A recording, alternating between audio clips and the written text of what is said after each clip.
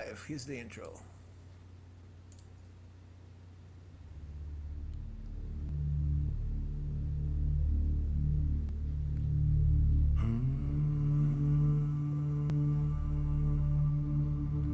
Hope you like this song too, Lee. From the roots of the world tree I rise.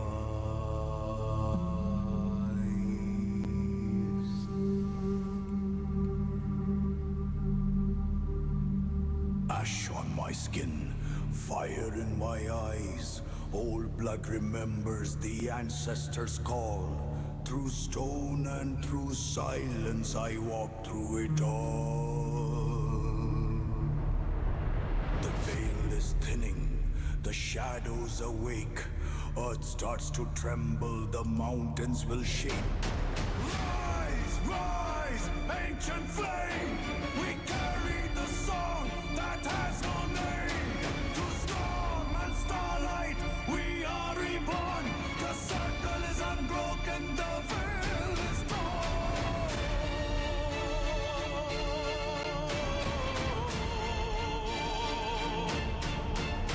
I drink from the river that flows under time.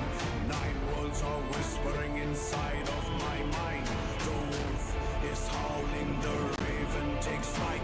I become the bridge between darkness and light. The veil is thinning, the shadows awake. Earth starts to tremble, the mountains below shake. Rise, rise, ancient flame. We carry the song that has no name. Through smoke and starlight, we are reborn. The circle is unbroken, the veil is torn.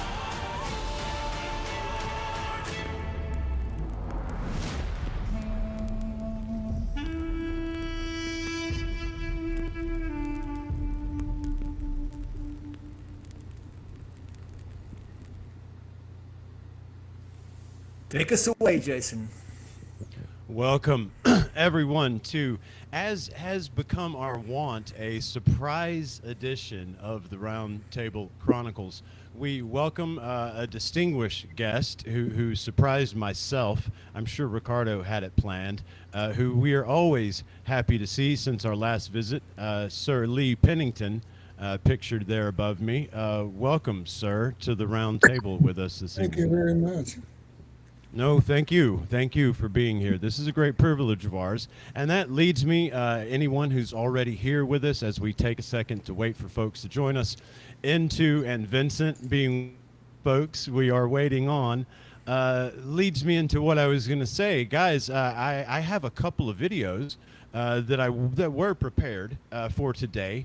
One of them loosely De Soto related, the other one heavily Hernando de Soto related, that being a, I guess you could say 4K or high resolution video of some evidence I finally put up on YouTube. I stink with technology. Anyhow, that was before I knew I had Lee Pennington joining us at the round table tonight. And as we were backstage warming up, Mr. Pennington immediately leapt into some De Soto lore with which I was not familiar. So as I take a look at the chat, who do we have, Ricardo? Do we have folks with us already? Yeah, we have Trussier, we have Jacqueline, we have MRSCMS. Excellent. We have Catman Plan. So Sarah isn't here yet. Well, I teased the idea of running with this 15 minutes of video that I went out and filmed today, which I publicly put out an advert, so everyone knows that's going to be part of the show. But I think since we've got Lee on a bit of a time crunch, and, you know, I have a tendency to go long-winded, especially when we're looking at such oddities as stone, you know, petrified wood with cut marks in them that just, I don't know, guys, they shouldn't be there. It's really weird stuff. and I filmed Jacob for the first time, and I was really proud of him. So it's a bunch of that, and that doesn't quite feel appropriate when I know personally already what I'm waiting on is some very interesting information from at least Mr. Pennington, but most likely Rick here. While, of course, we wait for a few more folks to join us, I'm throwing out the live ad in places. Ricardo, what do you think about let's start with that. Are you guys comfortable with me beginning and letting the audience know roughly kind of where we were? Sure. Go ahead. Always. Yeah, okay. All right. So, as I've often quoted, and as the narrative has oft quoted us, Hernando de Soto reportedly was buried not buried, tossed, right, in a heavy-weighted fashion in the Mississippi River in order to sink his body and protect it from the natives, right? Now, this is also what I'm hearing is contrary, potentially, to fact from you two gentlemen, and that's right where we were before it was time to go live. So if we want to take a minute and jump down that rabbit hole, if you guys are comfortable, we can go there, or we can soft launch with some video. But I'm great just going with the pros if you guys are. I got them sitting in front of me here. Lee, go ahead and start. Okay, the De Soto image, of course, is somewhat like George Washington. You get the image of the mythology that's created about a character. A few years ago, I went to New York and taught in New York, and was at what amounted to a garage, and I was told that was where George Washington kept his troops for a while, and they literally hated him there. And that's the first time I ever heard that anybody in the United States ever hated George Washington. So what we get of a character, his mythology both precedes him and follows him, and sometimes the stories change quite a bit from actual fact to kind of match up with the mythology that's created. And I think that's happened with De Soto. De Soto brought his a large crew actually onto the continent, with almost explaining to them that each one would become enormously rich because of what they were going to find, and they just knew that gold was going to be everywhere and whatnot. Well, they spent The most well outfitted to date is how I have some of the translations of the Chronicles putting and it. that's accurate. Yeah. And so, but after such a long time and such devastating things happening to everybody, and everybody was losing money, including De Soto, and so it is. I am sure that there was just a total going against De Soto. I doubt if he had anyone, maybe one or two people stuck with him, but the rest of them turned against him, I'm pretty sure. And that's pure BS that they sunk his body to protect it. In fact, I'm convinced that they were the ones that actually perpetrated his death. And after that many months of reaching stages of just deplorable conditions, and nothing ever going to come of it, and I think the people saw that, then it was pretty obvious and understandable that the people would turn totally against them. One of the bits of evidence that I was presented with, along with a bunch of other people, I came with a group over to northern Arkansas, and about an hour or a little longer than an hour north of Little Rock, Arkansas. And I was taken up into the mountains and taken to a special spot up in the mountains. It's a fascinating spot. It's one that I think has been used by a number of people over the years. There is there a gigantic stone chair. I'm talking about larger than the rocking chair used on Laugh-In. I mean, this thing was What's giant. this? What's this called? Could I find us a picture of it? I will get you a picture of it later, but I don't remember the name of it. Uh, I, Okay, thank you. Go I took ahead. Sorry. I took pictures, but this rock is it's a flat rock. It's big enough for probably two men to lie head to head on it, but it overlooks the whole valley, and it's just obvious when you see it that someone of great importance, several someones maybe, sat there and talked to people down below. Uh, but anyway, on the hillside near there, uh, there is an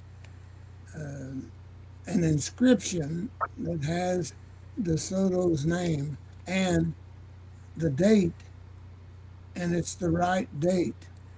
And when I first saw that, it had an English rune on it, and that rune I thought was a prayer because very often rune stones were used as prayers. You know, they would carry them around in a bag on little stones, and they'd reach in the bag, and that would be the prayer for the day. That would be what happened. So it was in common use, but this was carved on the mountain, and I took pictures of it. And when I got back home, I realized that rune was never printed that way. It was upside down, and that meant just the opposite of prayer. So to me, it meant that it was a curse. So somebody, sometime, carved DeSoto's name and the date on that stone and cursed him. Cursed Now, him. my Cursed him. feeling is it's contemporary with DeSoto. Which is strange. He's such a loved character, such a kind, loving So man. beloved, Yeah. who in his 30 days here around Mobilla or so, I'm convinced his bloodlust. It must have overcome him. I can't imagine living. I've never seen war, but I still can't imagine even the circumstances they were in. Just killing and burning everything that moved and lived, and hearing the screams and cutting the bodies open and using that to tend to your own wounds, right? And just the madness that must have overtaken him to turn away from certain resupply down in the Gulf of Mexico. Yeah, I can certainly go ahead and bite with you on the fact that they would have mutinied on his ass, to put it, mildly. Well, they were the ones that took care of him, as Rick said earlier, probably with poison. And once he was poisoned, yeah, I'm sure they tied rocks and anything else around him so that he would never come back up. and, and and and threw him in the Mississippi, not to protect his body. Uh, I, I can't imagine anybody wanting to just totally desecrate his body after it was gone anyway, but somebody may have. But I mean, that's from my perspective, pure mythology. Uh, what do you think, Rick? You don't Oh, I dissolve a agree body in water. completely. Go ahead, Rick. Go ahead, Rick. Well, there's another narrative, if I may, and I say that with all the full force of Native American spoken lore, that Ponce de Leon never made it back to Cuba. They say that they captured him, tried him for crimes against humanity, found him guilty, threw him in a lake up there, and they still had the manacles that they forced him to wear from where they captured him about 10 miles from where I'm sitting. That's my official story. That's my narrative. That is the Ho-Chunk narrative. Well, That's it's what not I'm just saying. Ho-Chunk, but That's what they they had say. manacles. Got it. Yeah, and that's something we've never really done historically. We've never paid any attention to what the native people have told us. And, you know, Jim Church has done a lot of work with the Ho-Chunk especially. And they tell a story of not De Soto, but Ponce de Leon that, I never thought of before. But Florida was not this little thing sticking down on the bottom of the United States back in that particular time. Florida went all the way to Canada. It was the entire continent. Right. The Yeah, the continent yeah, was La Florida. Or yeah, correct. yeah. Yes. And so if Ponce de Leon was looking for the fountain of youth, he found it. It's still there. It's about 10 miles from here. Yeah. Rick and I both have been there and made use of it some, as people have To back great there. effect, I must say. It's what? To great effect. Yes, yes. Here we are, still here. Still upright. Yeah, Yeah, despite 300 years later. despite the abuse, which I'm sure, as in my case, is miracle enough to me of a higher power that this machine is still somehow functioning after what I put it through. well, yeah, but we all do that. As one guy said, if I'd known I was going to live this long, I'd have taken better care of my body. but Ponce de Leon was looking for the fountain of youth, and he found it, and it's But it in did him him. no good. And no, it did him no good. And the Ho-Chunk say that they tried Ponce de Leon and found him guilty of atrocities and did away with him, and that took place somewhere along the Wabash River, and Rick probably knows the exact spot. The native people say, we know what your story is, but this is our story. Right. And I have found other entries, historical entries, that are, I'll have to consider it for now at least, circumstantial evidence, but of a Spanish presence adjacent to the Wabash River below Vincennes. Yeah, And where, for our audience and myself, where is the Wabash River in the continental United States? It's the southern part of the boundary between Indiana and Illinois. Okay. It dumps into the Ohio. So at that juncture, that particular conjunction of the Ohio and the Wabash is where the natives said the Ohio dumped into the Wabash there instead of vice versa. The Wabash was a much more important river to them. Okay. And tell me one thing, Ree and Lee, if you know. Have you found any supporting ideas from academics, or in conversation with them, are they able to listen that the indigenous peoples actually made a trial? Because that's very evolved and very organized. They made a trial where they trialed him for his crimes, which is something that is considered to be a product of civilization, a product of community. Right, and they were savages. So that's why I'm asking, do they accept that he was trial? Is this the problem for not accepting this idea? That's part of it. if they were savages, how come their ideas are smarter than ours? Yeah, that's it. On When almost every level. on the But version getting of back- the chronicle. on the version of the Chronicles I was reading, you could not help but if you're reading into, and even the words they were saying, they often were marveling at these people, right? While the action might have been taking place in the Spanish camp, right? They would marvel at the way the guys would, almost as a hive mind, would take in everything, right? Commune with each other briefly, and then come back, addressing each point as though somehow visually they had a whiteboard in front of them, better than any diplomat they said back home could have ever. So I think if we look at these firsthand accounts, right, you hit the nail on the head when you say we got to listen to the narrative, but I widen that because it seems to me many historians today don't want to even listen to firsthand accounts. One of the No. footnotes And in most especially don't want that. one of the footnotes in this version of the Chronicles, and a very, very few footnotes, like two. One of them is at the part where they're describing Mobilla, and the footnote says this is an obvious exaggeration, right? They're not interested in these firsthand accounts. I think these firsthand accounts, be they native or be they whoever, need to be taken into value much more. Indeed, and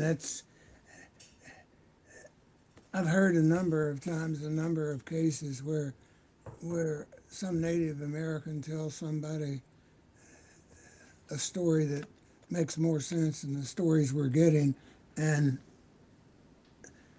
they ask the Native American, why didn't you tell us that?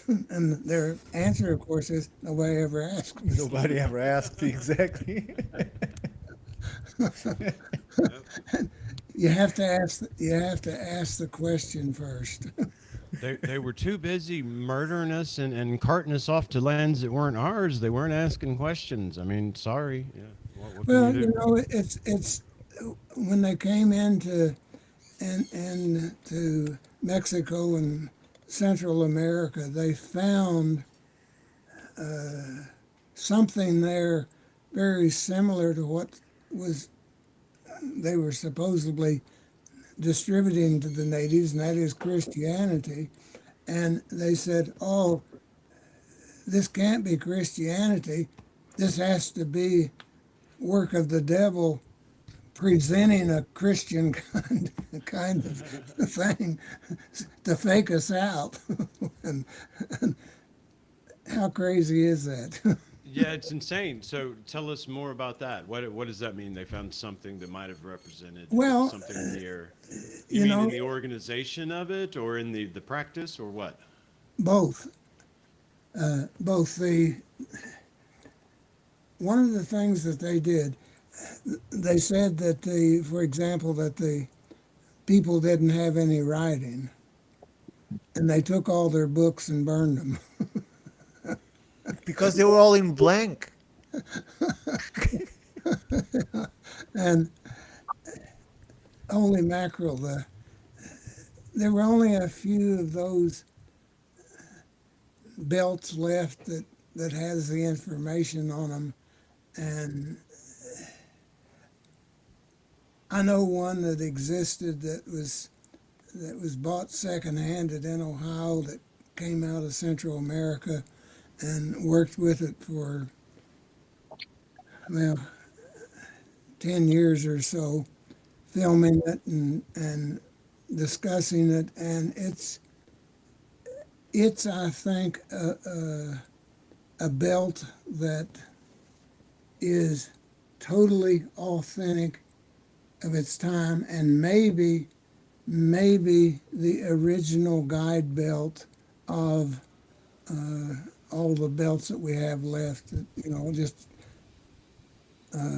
Just a few of them that we know that there's a language on them, that they say things that but at the time we were destroying them. We're talking about thousands of these were destroyed, had probably the whole history of the people. It was a problem for them to have a written language, wasn't it? Oh, it's a problem everywhere. They say that Polynesia has no written language, and Rongo Rongo. yeah, you got Rongo Rongo on Easter Island, and Easter Island now does not have a single original Rongo Rongo board. They're all out in other places around the world. They got replicas, but You know, Was it deciphered? It wasn't deciphered yet, right? The belt. No, the Officially, Rongo. no. Rongo, However, Rongo. Barry Fell did a decipherment of Rongo Rongo, and I think he was right on. yeah. Lauren Jeffries, a Native American, was locally that I worked with, and Lauren did interpret this belt, and I think accurately. And he did publish a book on it that's I think still available on Amazon, but nobody's paying any attention to it. Now, it should be, though. It's called the Hidden Codex. That's the one you're talking about, right, Lee? Yeah, And it's been laboratory tested to be 300 plus years old. It does use some modern pigments, but when I say modern, they were invented in 1716. And that's Authored about, by you? pardon? The Hidden Codex. Who authored it? It's a Mexican codex. It's like a Aztec codex. No, So- he's asking about the book. Oh, Lauren Jeffries. Got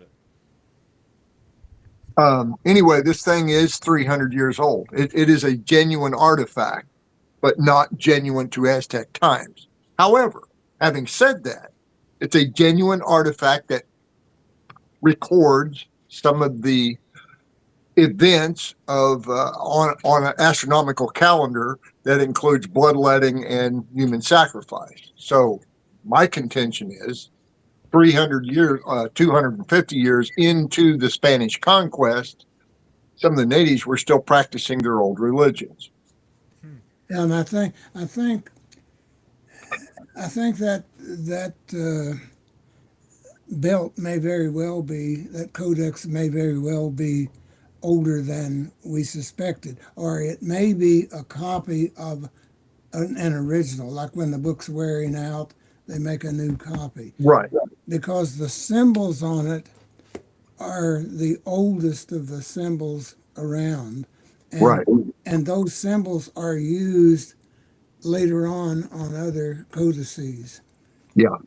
The base, the papyrus, or the paper, I guess you'd have to call it a paper base, is carbon 14 at about 1700. Yeah, they did get one reading on it that carbon dated at somewhere around 1000 BC. But tell me one thing. Why is it called the Hidden Codex? Nobody, That's a great question. Lee, do you know the answer? I don't know the answer of why it was called the Hidden Codex, but it's not been hidden. It's been out there. It's been studied. It's been carbon dated. It's been tested in every way, shape, or form. 4 times that I know of. Yeah, And they're all pretty consistent, except for that one outlier date. right. But isn't that because Well, I don't have that one in my collection. I have no, you won't have. no. But I you can mean go to digitally. I have. If I don't have it, it doesn't exist. It's on hiddencodex.com. But the thing isn't that the one that was called the Hidden Codex because it was plastered on top of the original? No. No. It's called that because nobody wants to talk about it officially. Yeah. It's hidden from the public because nobody wants it to exist. By the way, I thought it had a plaster over the original, and that's why it was calling it the Hidden because they only found the original afterwards. no, that's not the same one. Okay. No, you're thinking of Stoke Dry. The codex itself that predated BC was determined by some people, and I think maybe accurately so. There you go. Was determined by some people that they ground up the shells to get the material to make the base The calcium, yeah. calcium to put the writing on, and that somebody suggested, well, you know, it's possible they picked up shells that were that old Yeah. and crushed them up, and they got into carbon dating. This they used a piece right here. Is my I doubt if my pointers doing any good on your screen. But all the way to the left where it was shredded some there. But there's been a copy of that. If you'll let me get some stuff together, maybe we can do something on this in the future. Sure. Love to, yeah. Love to. Absolutely. Yeah, but I got all sorts of video and this, that, and another on that piece. Yeah, that would be wonderful anytime. Absolutely. Yeah, that piece you showed is about 9 feet long. Wow. It's hard to get a scale from that digital image, but it's huge. Yeah, Is, that's is this the one that you saw in person, Rick? yes. Yes.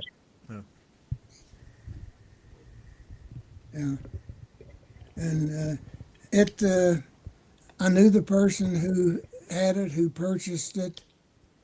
He's dead now. Boy, he had good stories, though. Oh, he did. Yeah. Yeah. Well, it was interesting, but they did everything you ought to be able to do to get something considered and looked at, but nobody would.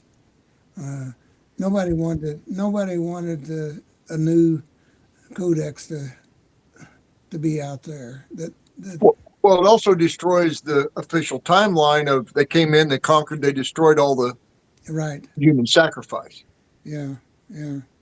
Because, well, no, I don't want to go there right now. But anyway, But how did it? How did it? Okay, we can talk in a show about it, with some proper images or something that you can Hey, closely and these can conversations find. go where they want to go. Yeah. Yeah, they do. exactly. I mean, I'm a bit worried about Vince because he was bringing something that I'm sure Lee and Rick would love. That he was bringing a particular stone for us to look at. Oh, I have seen that one personally, too. What haven't you seen, Rick? Rick has Yeah, been he everywhere. and I have been trading text the last couple of days, but I don't know what's steady going wrong with him. girlfriend. He can't come in. I don't know. Tell us something in the private chat, Vince, and if you are listening to us, and see if we can solve your problem. Yeah, that's about to say he's got to be able to talk to his son. You're too far from the microphone. I can't. But before we go to Jason, Rick, did you had something to show us, so we can have both you and Lee, because I know your interests are very close. no, go right ahead. There's Vince. I'm just here for the show. I think Vince is still on the road because I think I heard the car moving for a second there. Hey guys, yeah, sorry I'm on the road, but yeah, I'm listening in, and it's great to hear from you all. How are you going to show us your stone from the that road, tablet. Vince? What are you doing? People's lives in your hands. Well, the Vince. tablet I'm sorry, I really wanted to, and the tablet I wanted to show is one that Lee Pennington. I'm so glad you're here. That we had talked about this one, and it's from Union. Vince, is this County, one you shared in the Kentucky. Discord? Yes, if you can pull it up, Okay. it's a I'm looking. Look a at Vince from the limestone road. tablet, Union County, where it was found. That's a famous site where they they found it, but it has a male and female that look very similar to the Mount Pisgah relics, and it has a crosshatch in between them that is quite reminiscent of the Mount Pisgah relics. Is this the one that looks like it has bird heads on it? No, it looks like male on the left side, female on the right side. It's Aztec Creek ideogram? match between the two. Can you repeat the name, Vince? Because you are cutting out, so we know Lee. that we are looking at the right thing.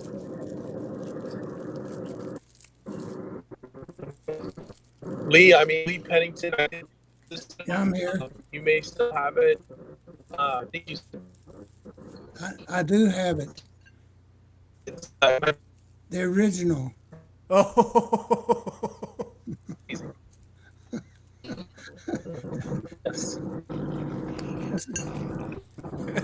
What?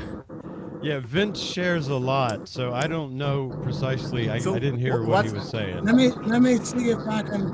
I don't know if I can locate it instantly. okay. Thank you, Okay. Lee. Let Thank me you. see if I can go look. And mute Vince and his road noise. Well, folks, it's. I'm trying to mute him, but it doesn't allow me because he's not on the show anymore. It's good. Yeah, he lost it. It's only on this show that we can ask for an artifact and the person comes. Well, and says, he "Oh, has it. yeah, I Hang think on I a have sec. it somewhere." Well, as soon as he pulls it up, I'll know which image Vince shared, and I'll be able to pull up a large scale of the thing that's in his hand. That's priceless right there. But before that, I just want to clarify one thing, Rick. Did I heard, because I did come to my mind the things that we've talked in previous shows and personally, did I listen correctly that there are about 20,000 tablets around the country? Around the world, easily. The Burroughs Cave is going to be around 4,800 to 5,000. The Michigan tablets probably in the 2,000 or so range that we know of. I see And- bubble wrap. Yeah, that one. That one, all right. Now that's Oh, This let is- me put you in large format. There you okay. go. Oh, it's beautiful. Yeah, Vince had posted a picture of one similar, but it's not that one. That's amazing. I don't know what Vince was talking about where he posted this other one. So tell us about this thing in your hand, sir. Well, this is one that was given to me by Vincent, and, but it was he I think purchased it from eBay, but it was found in 1939. You remember the Slack Farm? When everything had to change after that, there was a farm that was a burial ground of native people, and At the confluence of the Wabash and the Ohio. yes, and people would go rent an area, then they could dig when they rented it, and this piece was found in 1939, and it was from the Slack Farm. This looks to me, this, let me get this side. This looks to me like a monk. A monk, yeah. Is dressed like a monk, and this of course is a female.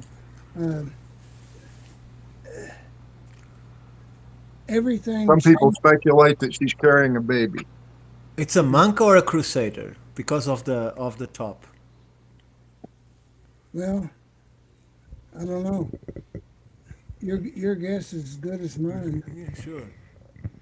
You know, I'm from Europe, so when you say monk, I see a crusader in armor. They're that's- not necessarily the same thing, but Sure. No, but I was saying, you see his head. A monk normally you can't see the head, and in the night you see the line lined by the headpiece of the armor, the lines the Yep. head, and that's what I was seeing. or at least the chainmail. Yeah, exactly. You know, this was found in Union County. I see. I don't know. I see those hands as it's like they're two symbols next to each other. You know, I don't know. That's what's really popping for me right now. Well, I think you're probably right there. Yeah. Anyway, I think Vince, we've got the artifact. I found it. If you wanted to say something about it. Found it. It's really a treasure. Yeah, it's in Lee Pennington's hand right now. I know it's the I think it's amazing at least and tears with us, and I'm just grateful that he kept us safe and curated it so well, and just so much respect and appreciation for that. And this tablet, I mean, it's something that says from Union County, Kentucky, 1939. I think it says Ben Thompson collected it from a campsite, and so it's a real treasure. Testing, it's undergone or is undergoing. What was that? No, it has the cross hatching between, I guess, the female male figure. Cross hatching shows up there. I think that's one of the key identifiers, and then it has a really great resemblance to the Mount Pisgah relics, and they have that round head, the rounded head that's carved on a lot of the Pisgah relics, similar to that. And this is possibly something that goes back into the archaic, like during the time of Tanit and Baal. I mean, it's ancient. It's an archaic type of artifact. I think it's possibly from archaic, or even maybe the time of the Sumerians. I don't know. Just what do you think about it, Lee? Do you have ideas on the origin or significance? Well, there've been so many peoples come to this continent over the years. When I saw this, I just thought it doesn't look Native American to me. It looks European, but it could be any number of Europeans. It certainly could be Crusader times, or it could be much earlier than that. It does look like a knight to me, or a monk. I've seen monks with that same kind of garb on in certain illustrations and pictures. Cistercian monks in particular. Yes, and there would be nothing wrong with a woman with a monk back in those days, because monks were mostly in the early times were required to be married anyway, so they always had their woman with them in that kind of situation. So, but this is amazing. I don't know. You talk about synchronicity. I mean, the chances of my finding this.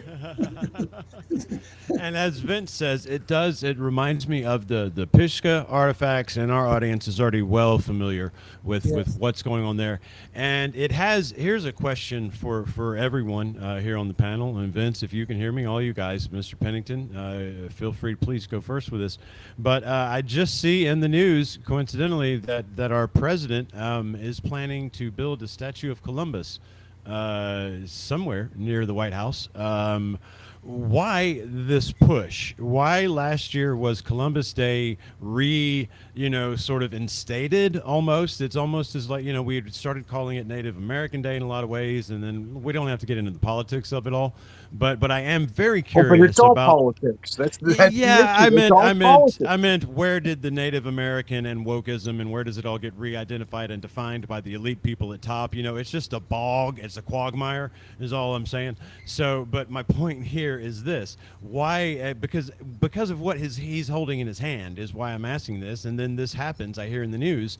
Why this drive again? Why are we getting a statue of Columbus? Why this import that was the first time? Even though, for our audience, let's restate, he didn't even ever set foot on the continent, most likely, right?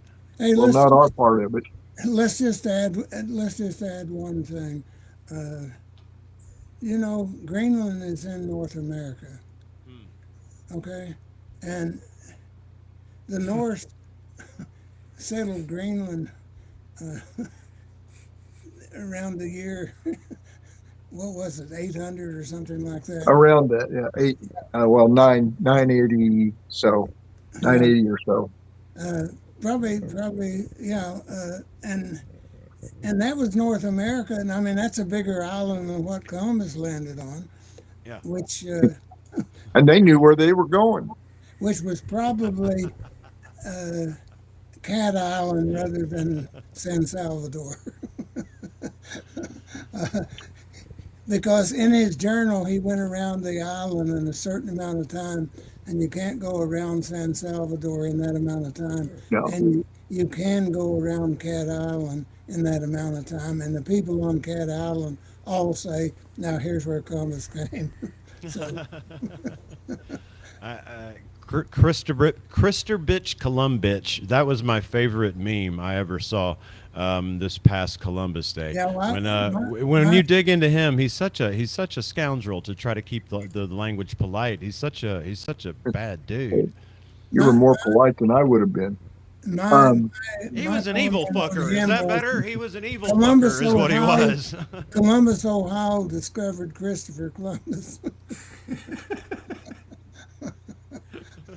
Well, we usually blame it on the Italian population of New York City and Franklin Delano Roosevelt's bid to get their votes for the fourth term. Okay. And it worked. Okay. I totally buy that. I mean, that's However, why a national holiday as a political necessity. Yeah. Yeah. You can put it down, Lee. You By gotta. the way, it probably weighs 2 or 3 pounds. So, It's 2 a to heavy- 3 pounds. But our current It's a president heavy didn't need the stone. Italian vote, you know. So why By is the it way, back in the news? there is in here a cross in between them. Yep. I think that's what Vince was trying to tell us. Look at that. Yeah.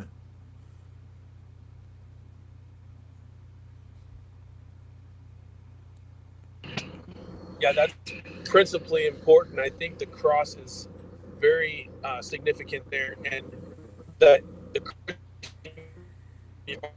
Christianity could be Christianity or cross. I think the European connection is clear, but it also We can't understand. We can't Yeah, understand. your 5G's failing you. So sorry, Vince, but we But can't the, understand. Sorry, Vince. the Sorry. cross Keep you is hang- important. Keep you The, hanging in there, bud. sorry, the cross could be representing a whole lot of things, including why pieces like that, objects with that kind of decoration, are ignored or buried, reburied, destroyed. Because it could be an indication that Christians existed in North America before Columbus got here. No. That can't be. Why not? Well, go. Oh, and read. because Go and then all read, the Rick. sovereignty laws would be out the window. That's what I'm asking. That's what I'm asking. and So what does And, that you know, mean? you, That means that the United States claimed to the land Like other the- than what they did with pure conquest, like Texas. like the Welsh, possibly King Arthur. Yeah, as one example of a Christian community, or the Vikings, or whoever, anybody who Right. came over here Right. that could So, have included. And I if think you ever get a chance, go read a book called "He Walked the Americas." It's an out there for most people, but I'm not saying it's that far out. So I think we've all well established, audience, the Welsh Caves. We're going to do a whole probably episode next week or so on that. You know, we've well established that all of these people, but there at least was transfer and most likely some Christian and all kinds of shit well before Columbus. Yes. As yes. well as Hindu and you name it. So then you describe to me the reason that we've been pushing Columbus is to keep these sovereignty laws in place, which would have been null and void if these facts, which we basically put forth, there's, we all see enough, right? Okay, so now here's my question. Okay, why is that a big deal, right? I mean, explain it to me. What happens as soon as we prove that those sovereignty laws are BS? What does that look like in the real world? Is it Probably no change at all. However, I could say this, that would give the native tribes a lot stronger claim to at least the BLM lands. where most of the mineral wealth of the United States resides, by the way. That's what I figured. It had something to do with keeping the natives down, but it's what I figured. Because, as you say, what would change? I mean, who's going to go to court over whether or not Spain actually owned it at one point, you know? Yeah, but they didn't. If the Christians were here before them, then they never did. Right. But what does that do today? Like, Well, my book I wrote about. And then go ahead, Lee, after Rick. The Welsh incursion of the 6th century. Lee knows this story as well or better than I do. But if it is true, then that was a Christian community that made a colony, and that's the key point, in what is now North America. It was North America then, but what is now the United States. And that's why Jefferson wanted Meriwether Lewis to be so careful about looking for the signs of a Christian Welsh community. And you have I know I learned this because of Jim Shears. There is Peter de Roo that found in the Vatican these reports from the 1100s of this 3 or 4 bishops that upon the Moorish invasion decided to flee into the ocean and came to the Americas because they knew that there was some community there, and they stayed there, and they eventually returned, and those reports were kept in the Vatican. So Peter de Roo was sent there to search for something completely different. I can't remember what it is now. Well, but you also had St. Brendan the Navigator, who made it all the way to North America. Very Christian community, Irish monks. They lived here for years and then went back, most of them. But one of them died in what is now West Virginia, and his skull was found by an archaeologist by the name of Robert Powell. That is also swept under the archaeological rug. Even though Robert Powell was the official state archaeologist of West Virginia, they would not accept his information. Not in the U.S. They did in Ireland. Right. There were a couple of Irish experts came over and deciphered some Ogham writing that he discovered in a rock overhang not very far from where the skull was found. And they said, that is Irish Ogham. It seems to me in my education I've been receiving steadily from you gentlemen over the past several months that no matter the nationality, it seems there is a claim just about for having been here. In fact, even so far back to nationalities we couldn't even possibly be sure of, really, is the gist I'm getting. I have a question, Mr. Pennington, simply because I see my timer is getting near where you said you might be needing to leave us. So I believe the last time, because of your message to me on Facebook, I think, it's been a couple of weeks since I saw you last. When we were speaking on the Welsh caves and I was showing some video, you corrected me because you weren't present. But I also believe that Rick told me that you have visited there along with Rick. Did we talk about that together? If not, I wanted to catch your take on just the place in general, not for any particular reason to prove anything, but just what your take on the cave and all that yourself was. Well, my take on the cave is that it certainly has a legitimate right by its name, but just alone. Names get established early, and you need to watch that. You need to look for those names. I may have told the story last time of looking for a particular mound, the Gaskell Mound down in Mount Sterling, being in a motel and asking the guy if he knew where that mound was. He said he never heard of it, and I told my late wife Joy that we'd go out and drive around and try to find it. And we drove out and turned left on the street, and the first thing I saw was Indian Mound Avenue. And so I made the right turn, and I'm looking head on at this mound, and you could see it from the front desk of the motel, but the guy there had never heard of it. I do want Place to, names seldom lie. yeah, it's that cave is a very important cave. It's not the only thing. The migration that came from Wales in the 5th century, records suggest, and I know of 5 6th century records and 5 medieval records, but they suggest that 700 boats left Milford Haven and sailed to Onwan, which is the land beyond. If you miss Ireland, there's only one place that land beyond could be, and that's North America. And 700 ships, each ship was capable of handling up to 100 people. Now, multiply that if you want, and you're talking several thousand people. And in the 19th century, the Welsh speaking Indians was common knowledge all over North America. So maybe we want to do a program on that sometime. The Welch Cave is just part of that. So is Devil's Backbone here in Louisville. So are many of the sites that Rick has documented. Signal sites. You can get from one end of the country and signal to the other end of the country in just a matter of minutes. And somebody had to do that.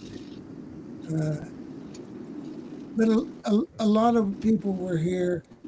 Now, one of the reasons it's such a problem to admit these savages that we came close to exterminating, we were able to do that because they didn't have souls. If they were Christian, they had souls, and so you can't go back and put it back together, because as soon as you do, you've cut the guts out of everything you've ever been, and that scares people. And I can understand why. To make a change, we have to let the old geezers die. And new younger geezers come along. That is But often the Ricardo, joke in science, is it not? That the paradigm shifts when one scientist dies and another one takes Yeah, over. the evidence doesn't matter. But the question is, Well, damn it, it does. And here we are, and we're looking for empirical stuff, and we've got stuff in front of our eyes, and whether or not it matches a particular narrative, we should have the right to look into it and to question it. We do, but we don't have the right to change the opinions of authorities. Well, I don't necessarily care about their opinions very much whatsoever. In fact, my life would be better off if they kept their fucking opinions to themselves. Thank you kindly, right? But what I do care about is my children and them coming up with a proper understanding of this world and what has been reality, right? What has happened here, so that they then can see what man has done, and they can learn from not only the correct lessons, but also become all that they have to be, because they learn what man has done and man can be, instead of this shoddy little story and narrative they try to hand us, even about ourselves, honestly, well, just but try not to particularly repeat the stupidity. about all these native peoples. You know, I think it's all of our right to know we have that within us.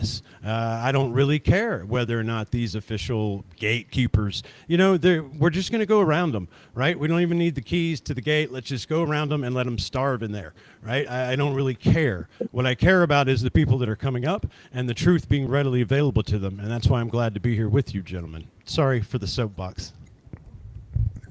Well, I enjoy your soap. Lemon balm scented it is. what I was about to ask is, in our current day and age, and since things cannot be reversed, what has been done has been done. What would be the significance in terms of politicals, not in terms of academics and preservation of careers and so on, because that's even more ridiculous to me. But in terms of social impact, what would be the consequence of being recognized that America has been visited for thousands of years, that there were communities here, that even the indigenous peoples talk about these communities of what they called white people. The indigenous people have no trouble at all with other people coming here. I mean, they've always accepted that. And Because so, with few exceptions.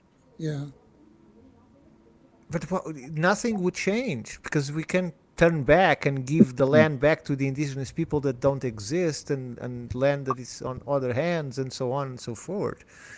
So I don't see what is the point of being so vehement in denying this thing. It's the only thing that comes to mind is the preservation of these names that created this narrative. That is exactly it. And I'll put it down to one person. I can trace almost all of it back to this one person, and I don't know who his puppeteer was, but his name was Major John Wesley Powell. yeah, yeah, I've heard that name a lot, and mostly not. yeah. People weren't And talking kindly. he's the one who told everybody, and archaeologists told everybody since, if you find anything, or John Wesley Powell said, anything found on this continent, any evidence of any sort, had to be Native American. It couldn't be anything else, period. And that's the paradigm that's lasted 100 years or And so. if you found something with writing on it or some sign of civilization, it's a fake because they didn't have that. Yeah. Do I have to pull out the pottery again with the native writing on it that nobody can decipher that I found amongst the melted De Soto artifacts? I mean, yeah, there was writing of some sort. I can't make it out because it's not a language I know, but I know a script when I see it, right? It's Well, you know that it is a script. You might not be able to identify it or decipher it. And I'm in that same boat with almost everything that's written, except, well, a few. I can read the it's Latin written, script. no doubt. It's written, whatever the heck it is. It's written. But look, when we look at the life's work of people like you, like Lee, like a gentleman that I just saw you interview his family, the gentleman has already passed away. You were in his basement, and there were so many reports that are no other copies of it. Documents, cabinets, metal cabinets with gigantic drawers, all filled with material, with letters, with photographs, with rare books. But the books might be found, but those reports are unique. They were written for their purpose, and they were stored there. Well, and the insights that the individual had that are now lost. Exactly. So how can that be ignored? So how can a person, in the case of that, you know who I'm talking to, I can't remember his name. How can a person do Marion such a John, work probably. No, and Jim Leslie. Yeah. and do such work? And in fact, in the beginning of the interview, Rick, you talked about a person that I went to look, and he has more than 100 reports over a series of years. The list is gigantic of the amount of reports for the Epigraphic Society. Am I saying the name correctly? Yes, Midwestern Epigraphic Society. It's hundreds and hundreds of reports that the person did of sites of alignments probably and correlations. All kinds of things. But epigraphic implies writing. So everything in there was about some ancient script. And So it incorporated a lot of the astronomical events because that was what they were writing about in some cases. So are these people either never knowing, our academics never know that actually existed, or can this person spend a lifetime collecting material and documentation about things And still be ignored. that value nothing, because that's what it accounts to? Well, because he didn't have the right degree. And almost everybody who wrote for MES had a degree of some kind, but not in archaeology or and history or whatever. John Wesley Powell. bearded gentleman just giving us a visual. Can't hear you, Jason. It, what did you Doesn't say? matter. I was just telling the audience you're looking at John Wesley Powell. I was letting you guys know. That's all. Go ahead. Oh, okay. Because the amount of material is staggering, absolutely staggering. Even today, right? But that's just one example, Ricardo. There are a half a dozen or so organizations around the country with the same library of valuable material that is all but lost to the public. That to me is unacceptable. It's just unacceptable. Well, Something has me to be too. done. Well, Ricardo, we were taught, it's not like, look, I know you're bringing. Oh, go ahead, Lee. Lee, No, I'm you're just saying getting I'm ready gonna to have exit. to run. But Yeah. Thank you, sir. this is so interesting to be with you all, and we gotta do this sometime. Surely, we are here every Friday. You are Every always Friday evening, welcome. we're here. Yeah. And you're Well, welcome anytime. we can Rick and I can sort of plan a program and Rick It blows and I, our minds. Sure, absolutely. yeah, and there's so much to be said, but the Indians didn't have souls. Yeah, That's right. that's And what they so- want, So it was okay to kill them, and that was official decree from the church. Sure. Yeah, De Soto and wasn't bragged that- about his ability to lance them. He took great joy in it, according to the people that were riding with him. Yeah. Yeah, look, I heard this expression: a good Indian is a dead Indian.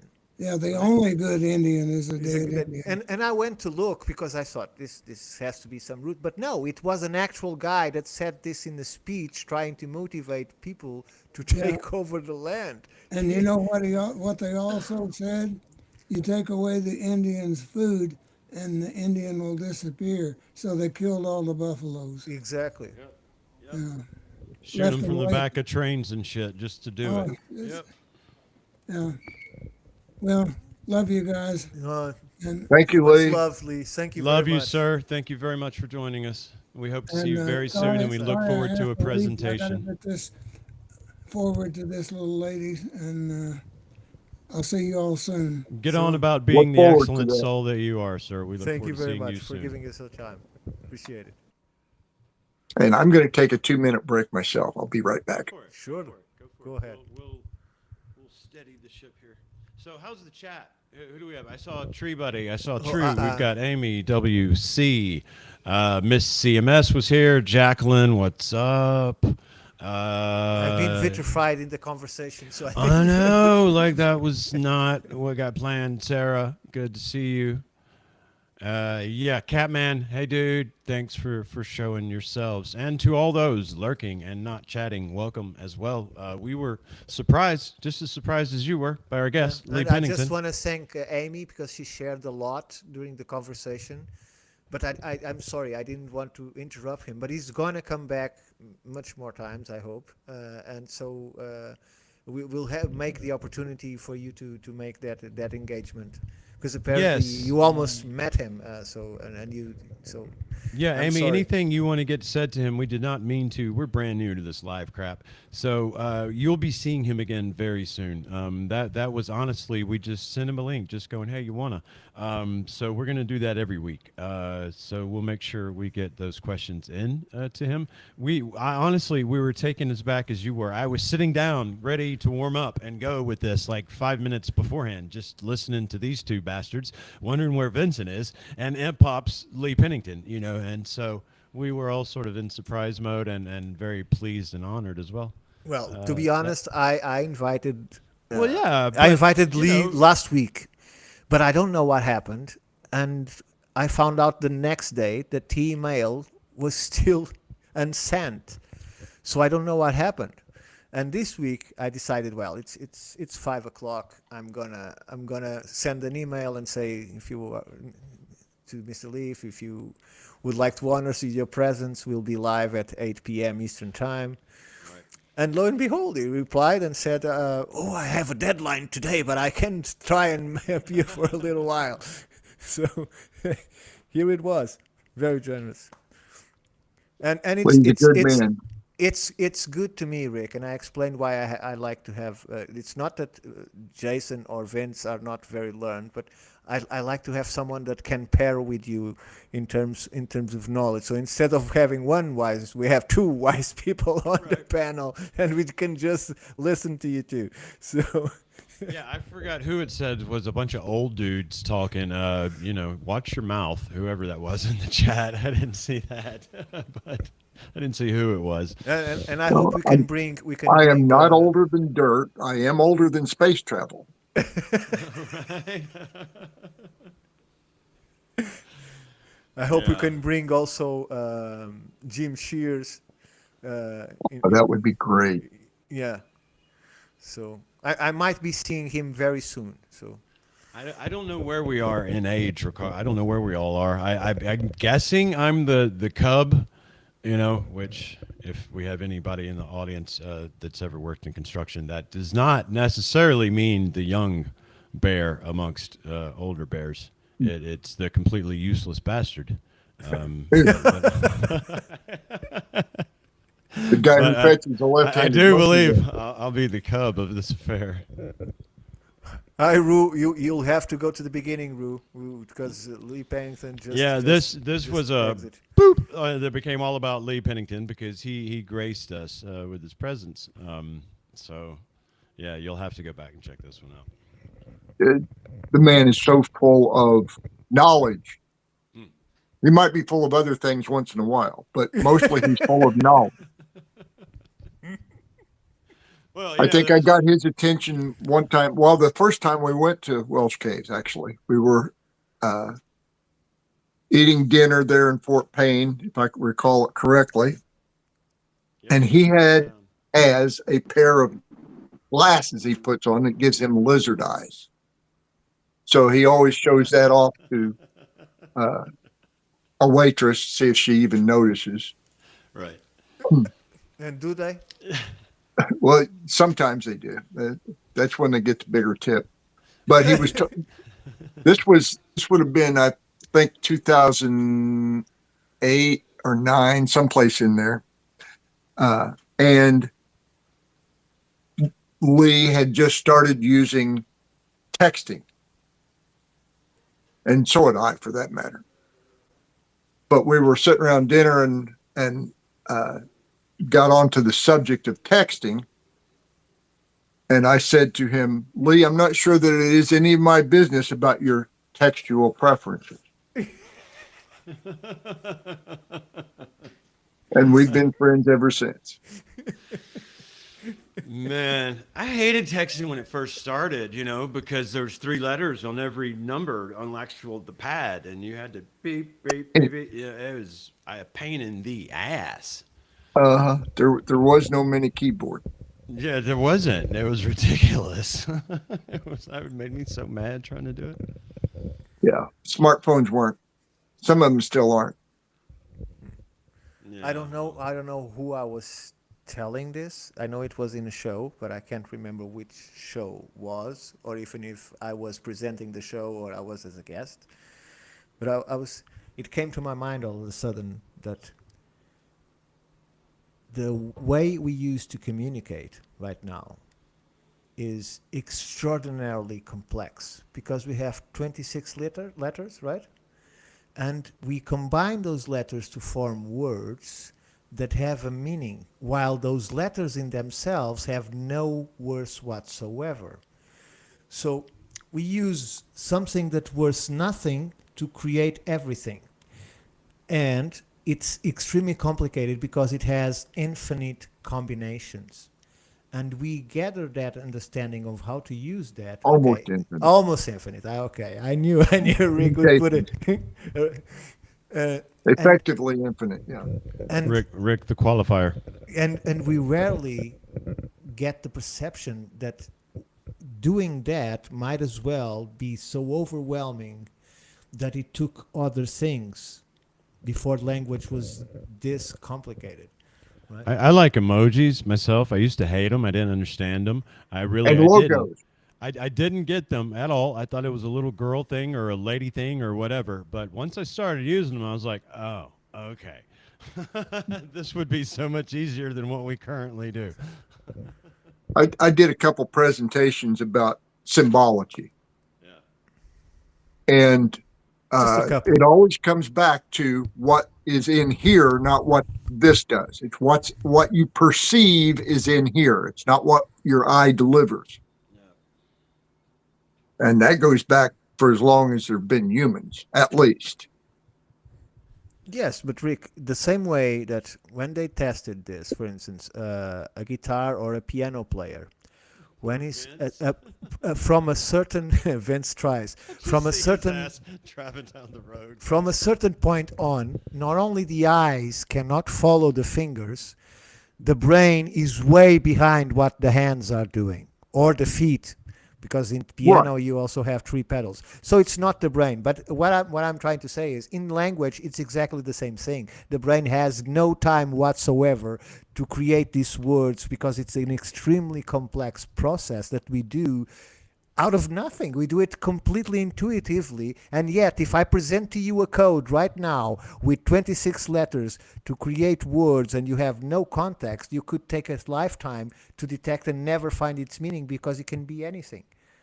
What if there were 188 characters instead of 26? Sure, or 1,000, like in the Chinese, but all they are ideographic. I am not up for that, especially if they're still elementary school. Fuck that. I'm not. No, don't. Well, it's possible. Don't double the But workload. we've been talking about how Native Americans had writing, and I'm not only confident that they did, I'm on the verge of figuring out how they used it.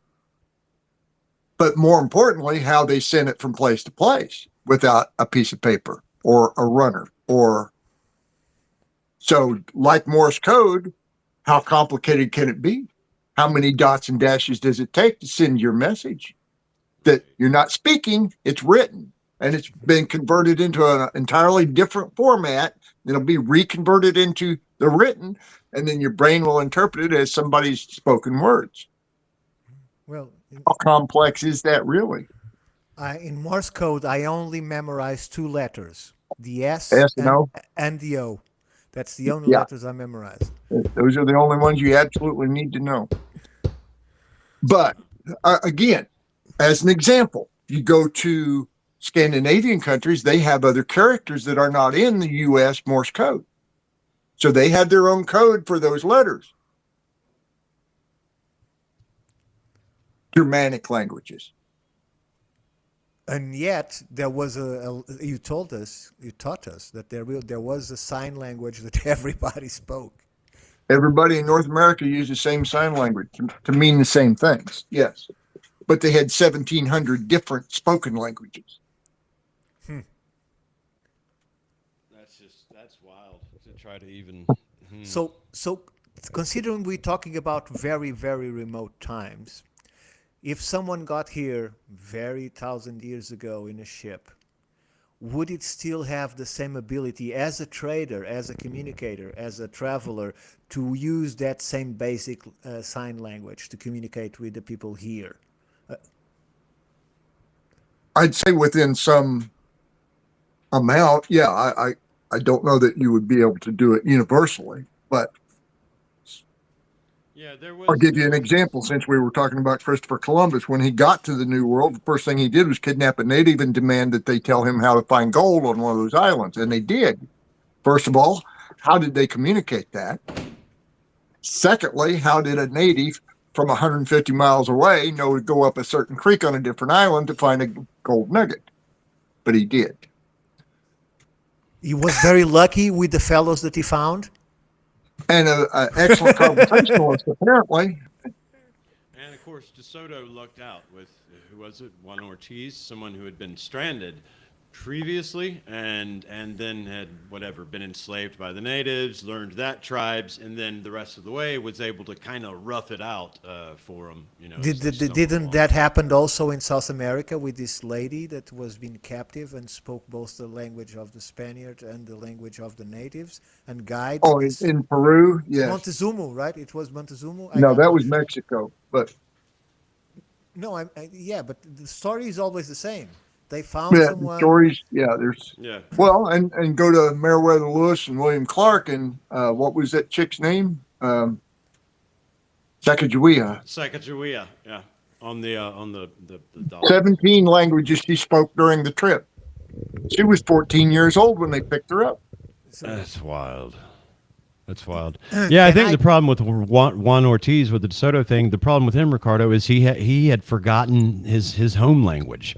They had to, like, at first they mistook him for one of the natives. They had to actually sort of get him reacquainted with his own language to be an effective interpreter. It was crazy. Let me just get very, very far out. Don't fire me, okay? But isn't that a 14-year-old girl speaking 17 languages? Isn't that a creature that was prepared for that function? Because we know that there were these secret sects already. There were secret sects already. They might be waiting for something like that to happen and have someone prepared. Well, they also, she was a squaw at 14. She was a squaw to a French trader. So he had her as his interpreter and hired her out to Lewis and Clark as an interpreter. So yes, that was her role. And she also saved the journals when one of the pirogues overturned. Good of her. Yeah, right? Awful good of her. Okay, Vince keeps dropping in and out, doesn't he? Yeah, Vince is still on the road, unfortunately. Okay, do we have a direction we want to head? No, you can close up with your footage. Well, so my footage is really just 15 minutes. I mean, I don't know. I can fast forward us to if we want the actual, what I'm going to look at. But whatever you want to show. It's an oddity here. Let me see if I can find it because I have it privately labeled. Let me I just want to say that when Rick said that she was a squaw, he was not calling her a squaw. He was using the term that they used to qualify her. Correct. Amy is saying that a squaw is such an insult. Well, and she had his child too. So anyway, of the merchant or the one the fur trader, yeah. At 14. Well, she was almost 16 by then, but yeah. Well, back then I think she was early 16 by then. Still too young. Well, if I remember correctly, by reading, dear Lord, I can't remember the name of the book, where the French fellow that's robbed the bank goes to prison and then escapes many years later and goes to an island. What is the name of the book? It had a movie in the 60s and they did another one more recently. Papillon? Yeah, repeat that. Papillon. Thank you very much. So if I remember correctly, because I read the book many years ago, he goes to an island and he's offered one teenager of 11 and another one that was 14 or 15 years old. So, and they tried for him to stay, but he still run away. I know that face. Okay, so audience, listen, we're going to do a little watch along here. I may or may not fast forward the whole Lee Pennington thing through the way we were going to go, but here's what happened today. I told you guys I was going to head back over to Swayback Bridge Trail this morning with Jacob off the leash to see how he did, and he did marvelously, by the way, freakishly well, as you'll see in this video. Where I'm heading is, I'll look for some opinions here, Rick and Ricardo, is towards stone. I'm going to tell you it's petrified wood, and I'm not going to say much past that other than there were some oddities on it that caught my eye, and this is just the walk to it. It's mostly a beautiful walk along the... So having located Mobilla, right, I was able to solve this two-river crossing problem versus did De Soto come up the east or west side of the Coosa River. So here I am, having sorted out he was on the east side. I started exploring up that way and just found some odd things and some beautiful landscape. And I'm going to shut up, press play, audience, and we'll take a look at it. All we want to know is, did you find gold or silver? So gold has been found on record. Now, I've found small portions of it in veins around here. I mean, very, very small portions of it, Ricardo, not even just enough to come home and make glitter out of for the girls and be like, hey, look, wear it on your cheek. Tell your friends you had, some gold. But in one county north Rich of people. here, Seriously. no, I mean, really, it's like this minuscule amount, dude. It was like just enough to be, barely enough to be cool. But in good amount, just north of where you see me in this video in Chilton County, there was quite a bit of gold of record, found early on.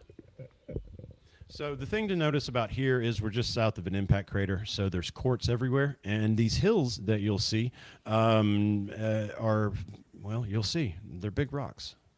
Jacob in the car, and we are taking ourselves over to sway back trails along the Lake Jordan. The Coosa River was dammed to form Lake Jordan. Why are we going to do that? Twofold. Jacob needs time off the leash, and nobody's ever there. It's just beautiful trails that are always empty.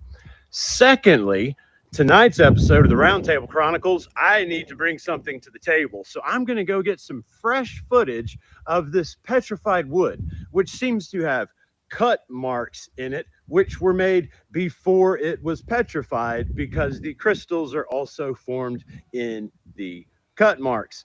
Interesting piece, interesting part of the world up there in what would have been Coosa's territory that De Soto would have came through before he entered Tuscaloosa's territory. Here you see my wooden Tuscaloosa over there next to the tree. He's drying out, and I better get to Jacob, who's in the car, get over Swayback Bridge trails, make. So, guys, I'm going to fast forward through the exposition, but audience, please remember and be kind in the watch through.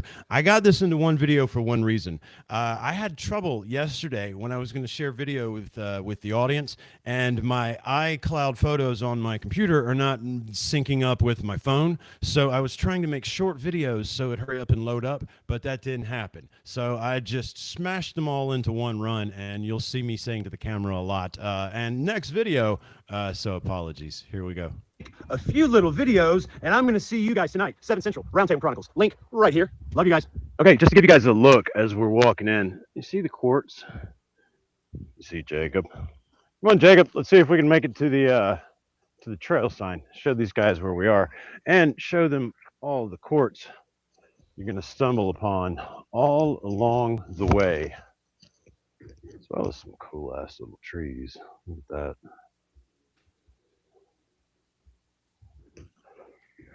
All right, let's get up here to where we're going to head off trail, really, Is that a young, because that is the marble quickest tree? way. Leash fix, dude.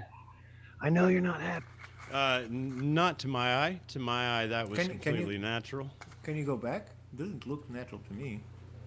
Well, You have to go in that direction if there is a marker tree. It's so young, Ricardo. Yeah, I think because they keep making new ones. You'll find new ones. see. Look at See that. how it looks hollowed out? That hollowed out would tell me perhaps because, so here I had water flowing, most likely, where my mouse is underneath it. And then here, because I'm all hollowed out, I probably had a branch hanging low. So like the trunk was kind of going more, straight out this way, and it fell off. And so my leader went this way. That's, the bonsai term, leader branch. And then what fell off made this hollow. That was just my guess because of the size, there. When you spend a lot of time walking by little streams and water sources, you see a lot of that. That's one of the reasons I'm confident in like the marker tree at the Mobila video, because, having done bonsai, part of that training is looking at trees in nature and describing what happened to it and how it got in the current condition it's in, Any opinion, Rick? I have an opinion. I need to see it closer. Yeah, unfortunately, this is as close as we get this time. Yeah. Yeah, but yeah, But he's right. Sometimes it can form naturally like Sure. that, but usually a marker limb, it will be above head height. Yeah. Yep. And secondly, a lot of times, well, whatever. I base it off, Ricardo, a lot of times I will take the time to follow and see, you know, indeed, does it either point to another similar tree? Does it point to water source? What have you. When I see it directly by, you see this little ditch here, running water. There's a larger creek, you know, down here. And then, of course, the Coosa River is right down this hill. So when I see that, you know, again, dude, you can see I was chasing Jacob. That's just what I'm going to say without studying it and going, all right, what's it pointing if it's pointing at something? So what's next? Okay. All right, let's get up here to where we're going to head off trail, really, because that is the quickest way. Leash fix, dude. I know you're not happy. I want to let you off too, but I saw cars in the parking lot, man. So we gotta make sure there's nothing for you to chase first. Let's get up here a few more feet. So here we are. Here's the map, gentlemen. As it says, we are here now. This is all the trails. We are going to find ourselves up in here in a moment, but we're kind of going to just do this number. So we're going to go off trail, and next time you see me, it should be next to this petrified wood, which is everywhere. We got to, oh, you're tangled again. All right, if you promise to keep up, I'm going to try it, okay? I don't see these people. If they're on the bike, fuck them. Come on, dude. All right, wish us luck. We're going to do a little off trail and on and get down here in this beautiful, beautiful countryside, which more than most likely De Soto came through because he would have crossed just south of here over into the territory of Tuscaloosa. My findings make it a certainty based on the Chronicles that he did come down the eastern side of the Coosa River, which I'm now on. And so's Jacob, staying to the trail. It's not him I'm concerned with, it's other people. All right, dude. He's doing All right, guys, I'll cut it here because we're gonna halfway run down here fast forward. in order to get back in home in time to get this processed and sit down and be showing it to you here in a couple of hours. All right, dude, hang a left into the woods. You're pointing the right way. Come on. Okay, we successfully navigated our first off-leash, off-trail cut. I Now, always look tell at my him. children Heading the right not way, to dude. bite other people's dogs. But sometimes people don't do that to their children, so we don't know.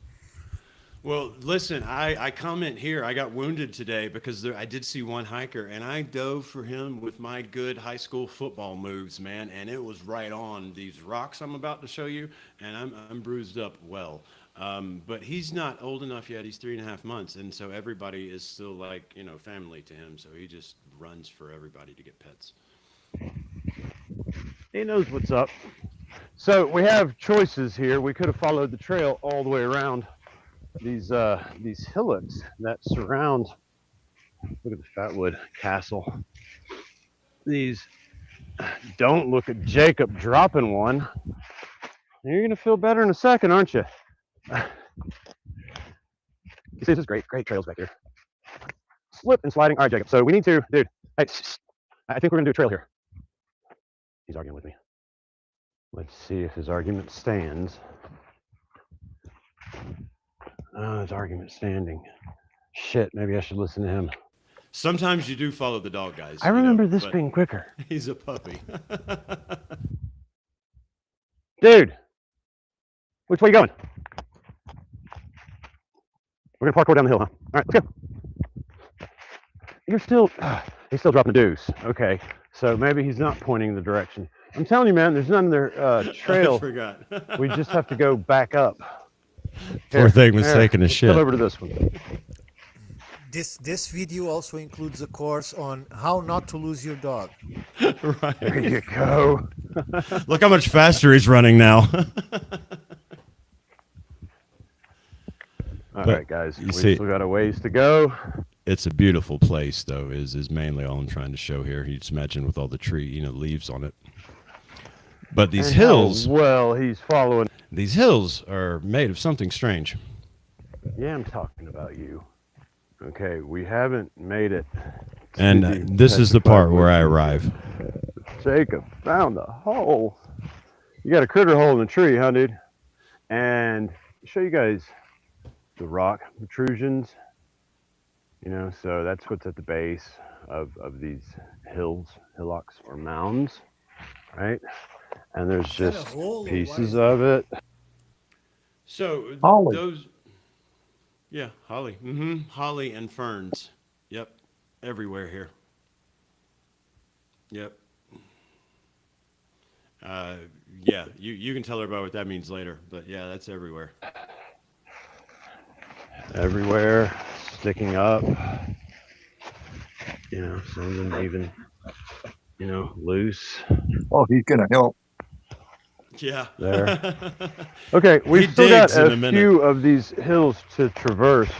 Jacob's just loving the whole running down these things. So we're taking the hard way, and I hope my audio is working. But now we're going to head back up and over this guy. I was wrong. We'll see you at the petrified wood with cut marks. Look at this pile of rocks on our way. Come on, dude.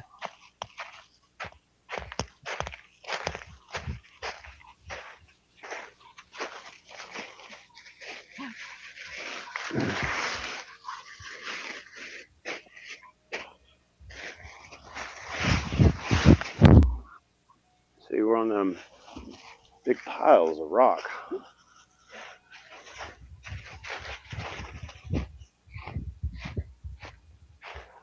All right, let's find semblance of a trail down here, dude. Have you ever So tried here- to see Oh, wait a minute, if we're already those there. rocks align? If there are other rock in front of that I one? haven't spent enough time out there. This is actually it's a nice little brisk walk all the way to this point. And no, I haven't spent enough time here. Really, I've been here a total of I think 6 times to this particular site. So no, I haven't taken any great time exploring here yet. But now with Jacob and this site proving well for him, I imagine, Ricardo, we will be exploring it further. But as you see here, I was already there when I was saying I had one more hill to go. So we're there at this point. Look at that. I thought we had one more to go, bro. We're there. Okay, so as Jacob goes to get a little lake water, I'm going to stop this video because I want to be able to share it with you guys without uploading. And last night on my hard drive, the long videos were having issues with that. So I'm going to stop it now that this year's leaf fall has covered even this knot that was visible last time. And with that, I'm going to end it. All right, everybody, welcome to this pile of stone, which upon examination, here, let me let you see everything. So all of this is this year's. I uncovered it last year, haven't been back in a while, obviously. I see you, dude. You're gonna come help me? You're gonna come help me look? He sure is. That's See, awful told damn you. handy, bro. Thanks, man. You want to hit it some more? Right there? Look, archaeologist in training. Okay, so we've got this big layered sheath right here. You can even see the knot. And depending on how we get our light, there we go. Hang on. Will you lick that, dude? Or do I need to? I guess I'll use saliva. You can see where quartz filled in the knots of the piece of wood. You know, almost looks like a cypress. And then, of course, the rings, you know, would have been these, the layers of the tree as they continue to form. And then here, we have a much larger version of that seems to have been cleaved cleanly, it seems here, right? And then here,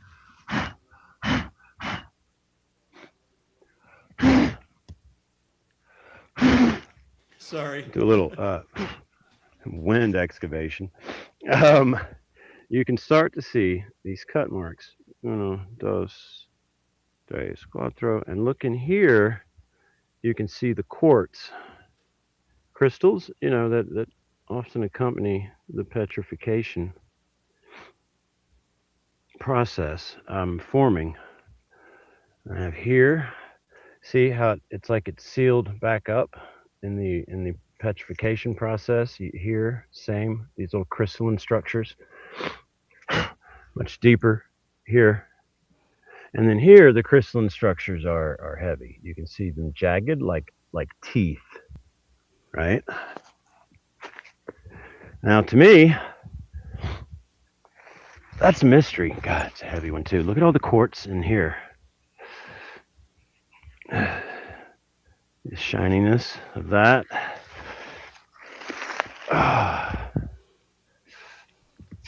Up here, we then have more evidence of this cutting.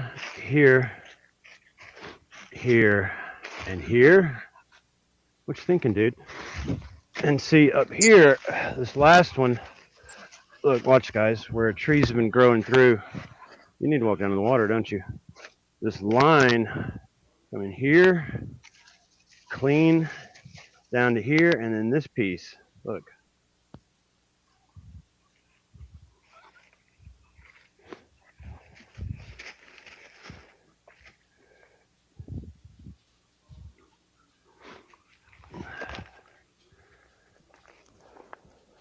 You can So see again any reason why there would on this be piece here, petrified wood in like a this knot place? of it. So this place is covered, and by this I mean Lake Jordan. The Coosa River in this area is smothered in petrified wood. I could get up right now and go, and I could even pull video here from you, but I could get up right now and go get handfuls of, did I put a piece? Yeah, I've got a piece down here behind me that's really heavy. I've got a piece of some shot quartz here. There's a meteor impact site right here in Wetumpka, Alabama, which I show you the rim of at the end of this video to give you an idea.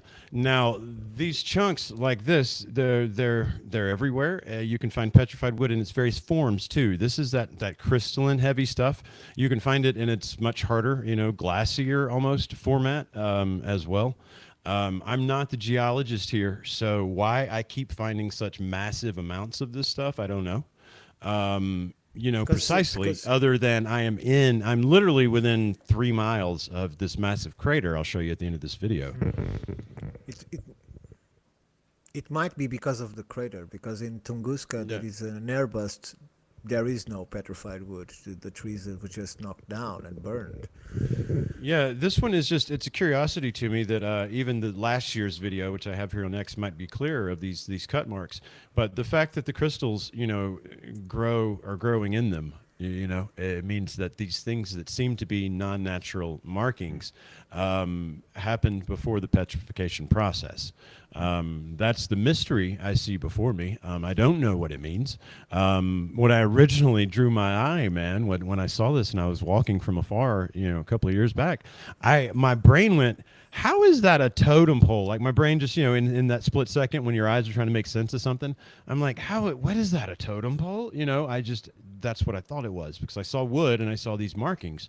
But then to get close in and see the crystalline having formed and even filled it in spots, that to me, at least to my limited layman knowledge, tells me it had to happen before the petrification. And that's a mystery. And Rick, do you know by any chance what's the process of petrification of a tree, or several, if there are several? Well, yeah, I mean, it's first of all, it gets covered over by something that it limits oxygen exposure to the wood. Right. Then it becomes crystalline or lithic growth within the grains, the individual cell walls of the plant. But I have a question. Do you have any estimate on when that crater was formed, when the impact happened?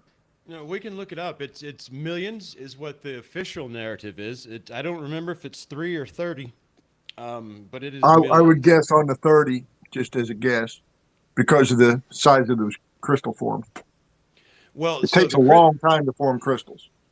And the crystal forms are interesting, Rick. That you bring those up. Videos I have elsewhere, but even without the videos, this area, dude, The quartz is everywhere. You can even find other dudes on YouTube that document. You can find entire cliff sides, and I've roped down a few of them myself, where it's just quartz, the size of your head, the size of your chest, you know, and you're just pulling it out however you want. Then you can, of course, find it. There's a whole island in the Coosa that is worked quartz. I documented that on my X. I haven't put that on YouTube yet. Oh yeah, it was a commodity. Yeah, that's how the proliferation of quartz and petrified wood that are in this area. It's like dude, it's like the whole fucking right side of the Coosa River all the way up, as far as I've gone, is this stuff. I mean, all the way up into like Odenville, if you're looking at an Alabama map, it's this. It just gets more of it. That whole river's on a fault line, correct? Yeah, there is one. Now, I'm not going to say that the river itself is, but yeah, there is the one that runs through Alabama. It kind of follows the fault line. Yeah. I know of a place. I don't know if it's Indonesia, but it's around that area because I can't remember right now. Yeah. Where the whole mountain that they are carving is quartz, and so they take these blocks of quartz and they put it into machines that transforms into gigantic balls, and those balls are then sold in mineralogy expositions and so on and so forth, and apparently many are sold because they keep making thousands and thousands of these things of different sizes, and they look like crystal balls. The gigantic ones sometimes are colorful, and they polish them until they become beautiful pieces, right? Done by very archaic methods. Even the spheric form is done by very archaic methods. Right. Yeah, probably the same method that formed the giant spheres in Belize, incidentally. You can see the river. You think they are behind manufactured? Me, and Yeah. 6 feet below that water line, you see behind me, you can find geodes, man. The size. Oh, of, yeah. You know, yeah. And just probably everywhere. other fossils as well. I would guess that there'd be brachiopods and trilobites and all kinds of stuff in that because it's the right period of time. But yeah, so that was what I was taking everybody to, and then I will fast forward to the end, and you can see this impact crater. But on my X page in my highlights, I've got my original trip to this pretty much up top, where Logan and I spend a good bit of time here examining these cut marks. But right here, you can see where I'm going. There's a total of like, I don't know. There's the zoomy Jacob. I saw. You are not in that one, Rick, and people can watch it in the Lost America series that you can find on Patreon. By the way, you have 8 or 10 episodes for free. One episode is about an area like this, but it's on the top of a cliff, and it has this stone that has the boat. You know what I'm talking about? I do. And all of those stones seem to have markings. All of them, they are carved with markings, very old. And it's we never know what we can find on stones. I think America is slightly different to Europe in that regard, because there are megaliths, but you can find exposed stones with that kind of variety of petroglyphs and images put into them. Yeah, but you have other stuff. Sure, of course. You have, I'll give you one example. One of my favorite examples is an object that came from a cave along the French-German border.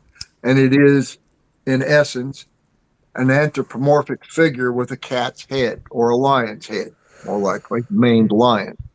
Kind of the opposite of a sphinx, incidentally. But it's 36,000 years old, carved from mammoth.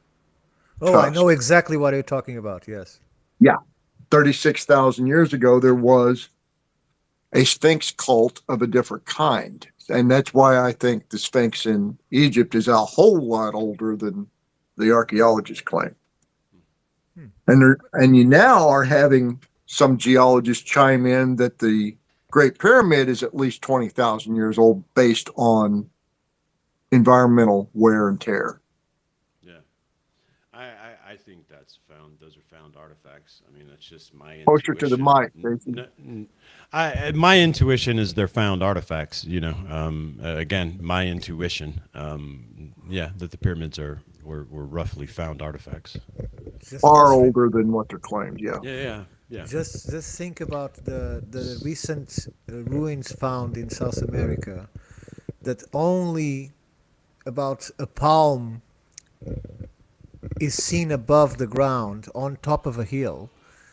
The rest is all buried down. How Right. long does it take to bury 2 meters? Or Well, yeah. Just look at these hills, man, and look at what I'm walking through here, right? When I get to the base and you see what's at the base, it's just like at the Hatchet Creek videos, right? You see what's at the base. What is up under here, right? Look what when you saw me and Jacob there playfully uncovering. Okay, last year that wasn't there, right? So because I'd uncovered it last year, right? So how quickly and what is actually here? What am I actually walking through?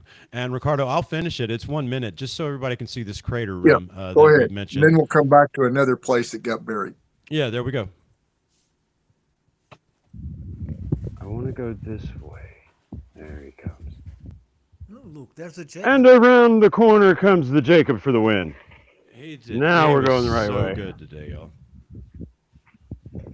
Okay, the zoomies have passed, but I wanted everyone to see before he crosses his first bridge These ferns, the beautiful along with the ferns. holly. even through the fall foliage that Well, you have no snow. proliferate this very, very sacred landscape. You getting tired yet, bro? Come on, let's do a bridge. You want to do a bridge? Show everybody the ferns and check out the bridge. Come on, just like stairs. You got it, that boy. I love the ferns. It's just I such a love the beautiful ferns in the place. sunlight. That's why I'm going to show this. And I love this place. And then here comes a shot from the car. Okay, so I am maybe a mile and a half south of the trails, and That is not a mountain. That's this side, the south. What does that make it? The north western side of this impact crater is what you're looking at. what you see before That's the me rim of the crater? is the Yes. ridge of the impact Yeah, it's crater. big. That's the size of the thing we're talking. So when you hear me reference impact crater in this area, So it's slightly bigger than a pebble. one side of it. Yeah, it was probably building sized. It's huge. Let me stop. Let me get back to you guys. It's huge. I mean, you think it's a mountain when you're on it. And so when I go, and any of the guys familiar on my X feed, I do a lot of videos from the Coosa River, and where I'm from, where I'm filming from, and you see these giant rocks jutting out of the river, literally, you could hit a golf ball to that impact crater. Wetumpka is actually built on it downtown. There's a hill.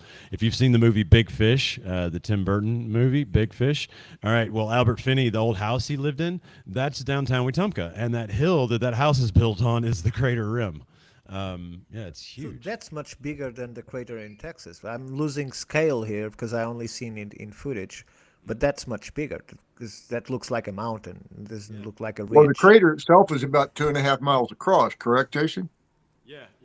It's Oh, it's okay. quite big once you get up there. And the other side. Yeah, it's bigger than the crater, meteor Yeah. crater in Arizona. And the other side's not near as dramatic. But yeah, Fire Tower Road, man, you run right up that thing and you're like, where am I? I'm in the Appalachians. And you're like, no, I'm going down. And yeah, you're just up and over that rim. Yeah, there's so much stuff up in that corner of the state anyway. Yeah, there's so much in Alabama. There You really you is. had another one for us, Rick? Yes, another place that came up in the news this week, Gedang Padal, Indonesia. Gunung Padang, yeah. So There's a city under the Keep sea. going, Rick, but I believe Dave, just to shout this out to the group to keep our connections well-founded, Dave's new producer / assistant co-host over at Dave's Multiverse, I think she's there on the ground and not officially part of the team with Danny Hillman, but sort of liaisoning in some capacity. So we've got close Well, they're connections here. using side scan sonar, LiDAR, and everything else, but not on the mountain. They're using it on the harbor, and they're finding city. Right. 9,000-year-old ruins under the water. Yeah, and very low. Nan under the Madal. water. I was thinking Gunung Padang. I'm so sorry, Dave's Multiverse. Oh, There, Gunung Padang. We're talking about Nan Madal, which is the city yeah. by the sea. Right. Okay. Yeah. Got it. But if you go on, I'll find the video to send you. I was privileged to listen from the fellow that was studying Gunung Padang. And his next project that is That's already Danny Hillman. occurring Yeah. was being done underwater with submarines. And they found a harbor that the length of the harbor, according to the measures that are already done with the submarines, was about 1 mile to 2 miles long. Yeah. And it had a It's huge gauge. And it was almost 60 meters below water, which means it has to be at least 10,000 years old. And it was a massive harbor. So, and it's in that area. And that gentleman on that interview on Dave's Multiverse was, Yeah. to me, was astonishing, because he showed us the images of that harbor, and the investigations should be almost concluded by now, because the season already ended. This was No, I'd say it's just getting a good start. a good start here. No, okay, but 'Cause it's shallow enough that you could dive on it briefly. it's just incredible. It's Yeah, enormous. but Bath is still big best, I'm sure. Yes. All right, we're closing in on our 2-hour mark. We've got 5 to go. So if we want to leave room for any last minute stuff or any particular plugs that anybody I wants would to just throw ask out there. you to push up the Lost America Patreon so that people can see it. Okay, let me find that. It's something that we have to start more aggressively advertising. And Yes, please. And probably some of the episodes that are free, we start choosing some segments to talk about them, to get people interested and see why I defend so much this TV series and why it's so unique. And just so everybody knows ahead of time, I probably can't be here next Friday. So Got it. there we are. Okay. Okay, I'm going to share. Let me close some tabs, gentlemen. If you can on Saturday, we can change that to Saturday. So Well, Saturday I can, yes, I think. I don't have a current Yep. inclusion on my calendar for Saturday. There you go, Ricardo. Yeah, that would.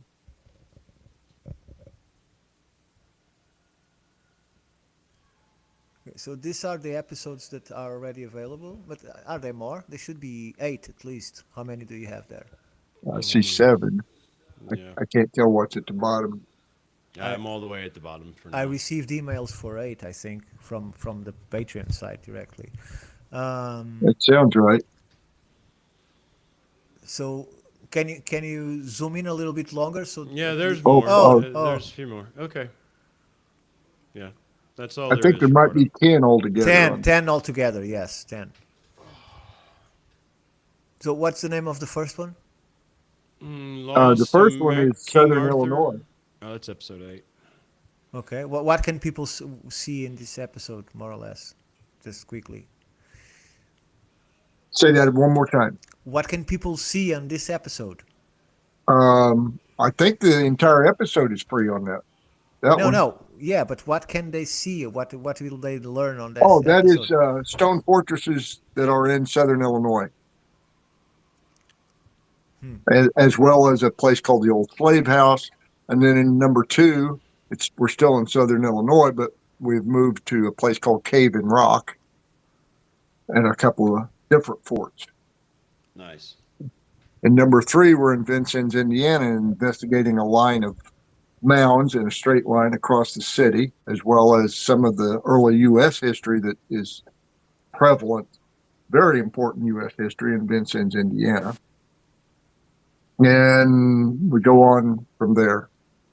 Excellent. And that is at patreon.com. That's Lost America. You can just search Lost America Patreon. That's what I did, and I found it to show to you guys.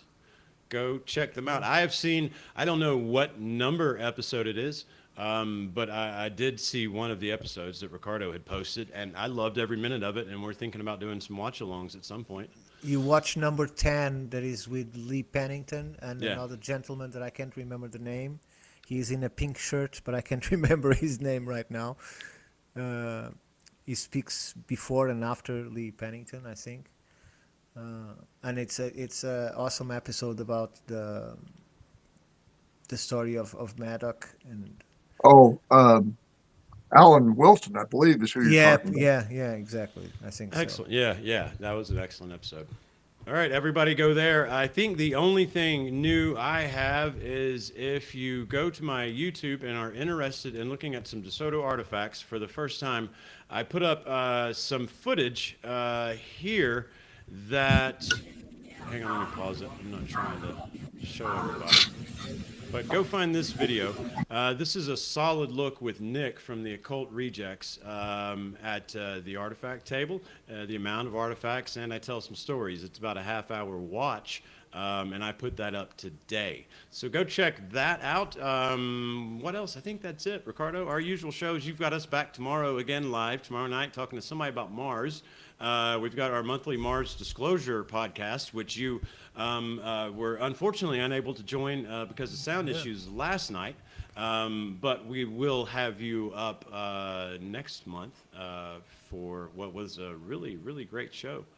You can also even acrobatics and everything. It was. Stuff. Poor Brian fell out of his damn chair, man. I'm sorry, but it was. It was bad. Look, I just, nothing moved. There was no noise, so I'm just watching it going, dude, say something. Did you have a heart attack? But no one laughed, because if I was there, it was God. Because if I was bro. There, no one laughed, and he almost, we see completely how he falls down the chair, tries to grab the desk, and brings everything with him. Plus, Camera, John was talking. Microphone. Look, you know I'm an old stage actor, bro, and when shit goes wrong on stage, you don't fucking check up, because if you don't notice, the audience doesn't notice. So I'm just sitting there kind of holding that screen face going, holy fuck, make a noise, bro, are you okay? And then suddenly you say, are you all right, dude? Right. I was like, it's been long enough. Are you No, okay? But I think he hurt himself. He was clutching his arm. I think he hurt himself. So, but it was a very, very great episode, fun episode. I'm loving Mars Disclosure. And I'm loving this, guys. And I love that Lee Pennington joined us, one of the king independent researchers, along with Rick Osmond right here. Guys, thank you. If you're an independent artist, researcher, activist, or anything that looks kind of like or reminds you like the guy that can't talk here in front of you, the weirdo to my left, or the weird shithead to my right, then guys, reach out to us at the Institute of Natural Philosophy. Why don't you like shithead? I like shithead. It's. That's what I call my cat. Right. Welcome to America, bro. It's terms of endearment down here. Yeah, I grew up in redneck culture, man, and when your buddy said "fuck you," what he was telling you was "I love you, bro." That's how we say it, to your true friends. In a place in Portugal that is called Alentejo, there is a whole area that is very dry.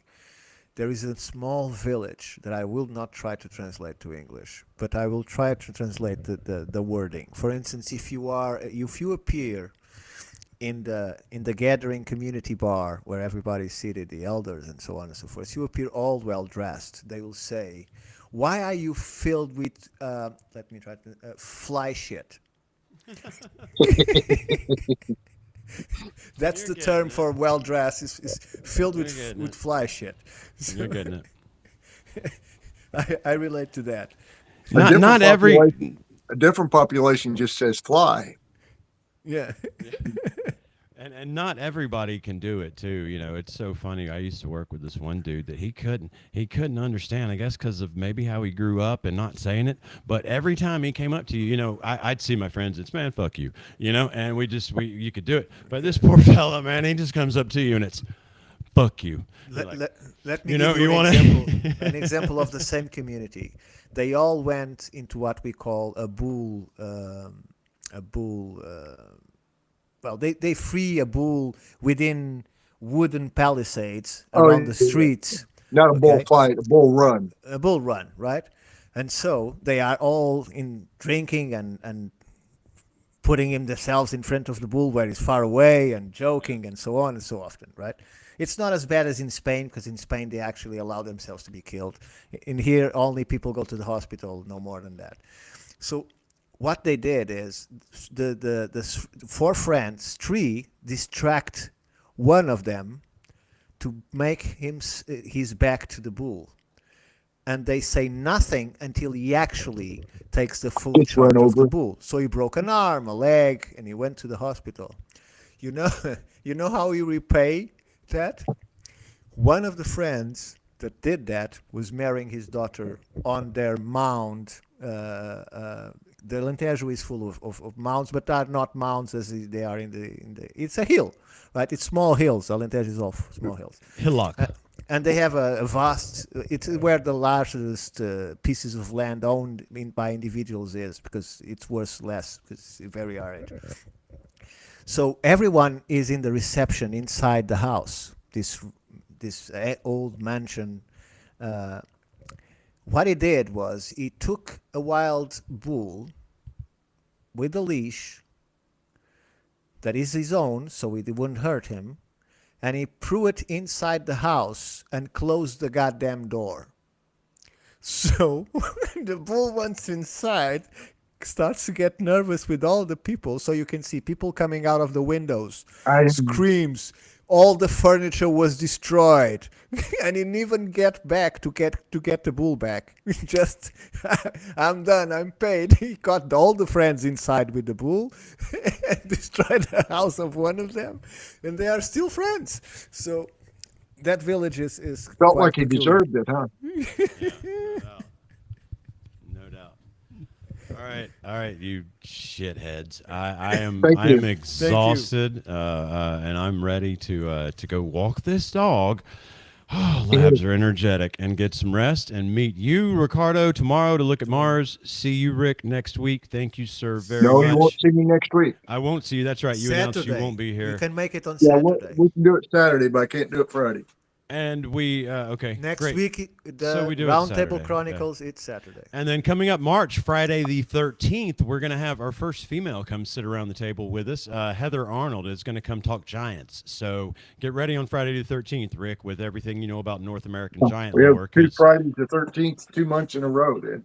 Yeah, she's gonna bring Aruba giant knowledge. So I figured that would be fun for us to talk North American, since we're just opposite sides of the Gulf. So we set that up. Everybody at home, guys in the chat, we love you all. Thank you very much for sticking with us if you're still here. And we're gonna see you again tomorrow. Good night. Good night. Very fun farewell.